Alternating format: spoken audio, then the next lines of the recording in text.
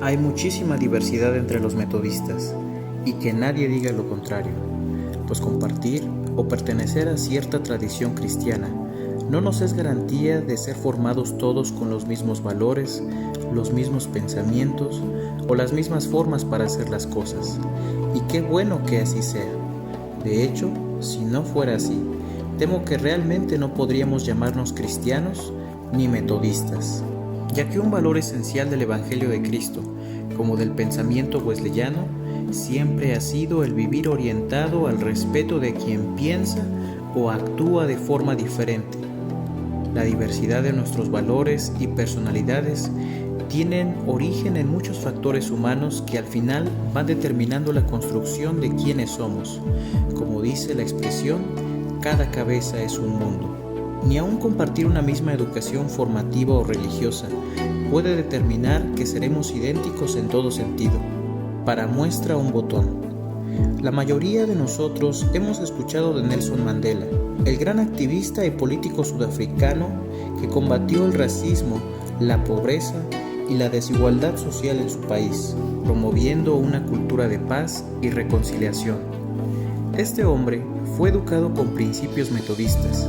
La herencia de la tradición wesleyana fue legada en su vida y sin duda dejó en él una marca distintiva en su conciencia social. Sin embargo, del otro lado del telón tenemos también personajes totalmente diferentes.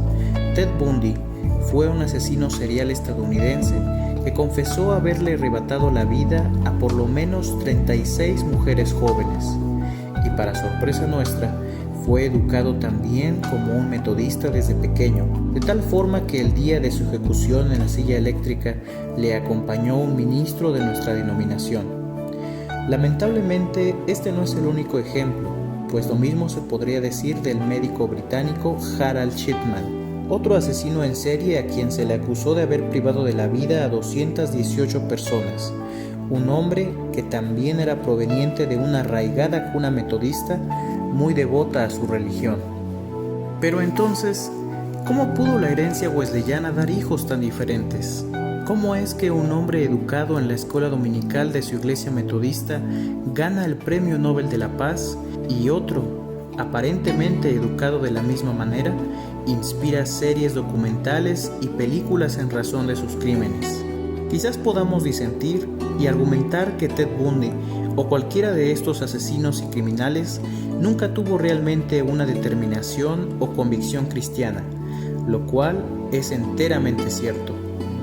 Otros quizá puedan decir que en estos tiempos modernos ser metodista ha cambiado mucho y ya no representa lo mismo que antes, cuando en el siglo XVIII ser metodista representaba tener el mismo pensamiento y las mismas características. Sin embargo, hay que decir que esto último no es del todo cierto. La pluralidad en el pensamiento metodista o wesleyano no es una característica de nuestros tiempos modernos.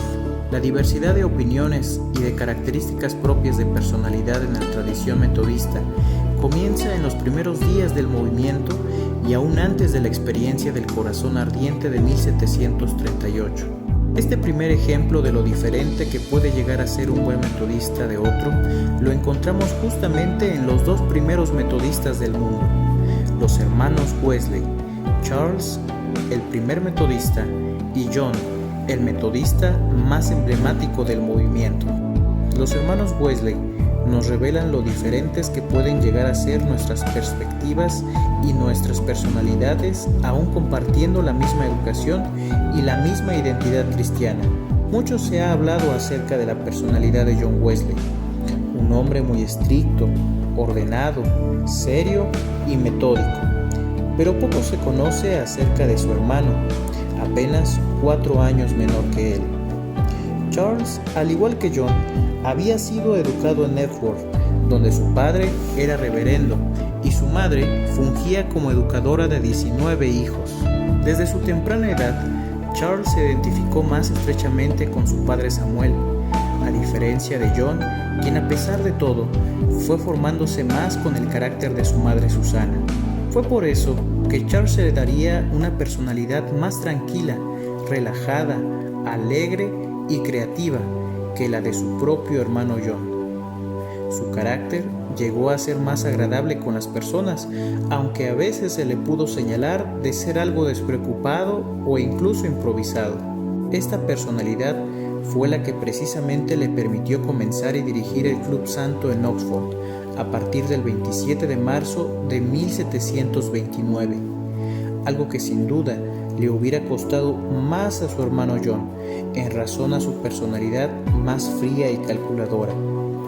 Justo en contraste con él, la persona de Charles siempre se distinguió por reflejar otras características positivas que fueron necesarias para que el Espíritu de Dios produjera el movimiento de renovación espiritual de Inglaterra.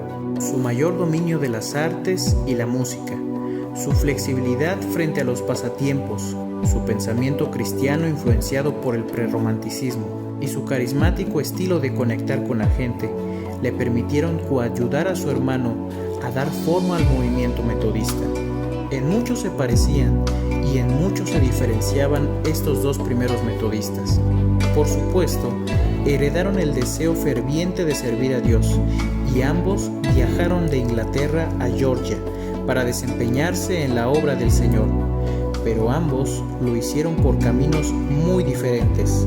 Ambos decepcionados, también volvieron a Inglaterra luego de su viaje misionero, pero cada uno decidió tomar su propio camino para afirmar su espiritualidad y recobrar el fervor por la fe. Mientras John tuvo su experiencia de conversión el 24 de mayo de 1738, escuchando el prefacio a la carta a los romanos de Martín Lutero, Charles tuvo su propia experiencia de conversión apenas 3 días antes, el 21 de mayo de 1738, en que leyó el prefacio a la carta de los Gálatas, también por Martín Lutero. Charles se casa en 1749 y John lo hace en 1751. Charles decide dedicarle más tiempo a su familia y decide alejarse un poco de la vida activa en el movimiento metodista. John, en contraste, comienza a tener algunos problemas en su matrimonio, en parte por su total atención al movimiento. Charles disfruta de una tranquila vida rural en compañía de su esposa Sally y de 3 de los 8 hijos que le sobrevivieron hasta la edad adulta. John, en cambio, vive a flor de piel la itinerancia y el amargo trago de desconocer una experiencia familiar cálida. Sus hijos son los hijos espirituales que va dejando atrás de sí en su ministerio. Por eso los hermanos Wesley son prueba de que ser metodista no significa necesariamente ser iguales en todo. Nuestros pensamientos, nuestras formas, nuestros gustos y pasatiempos pueden y deben ser diferentes, pues compartir lo más importante, un corazón que ame al Señor, una unidad en el Espíritu y un fervor por servir y amar a nuestro prójimo, es lo que realmente cuenta para unirnos como familia de Dios. Todos podemos darnos la mano respetando nuestras diferencias, pues como dice el dicho, hay de todo en la viña del Señor.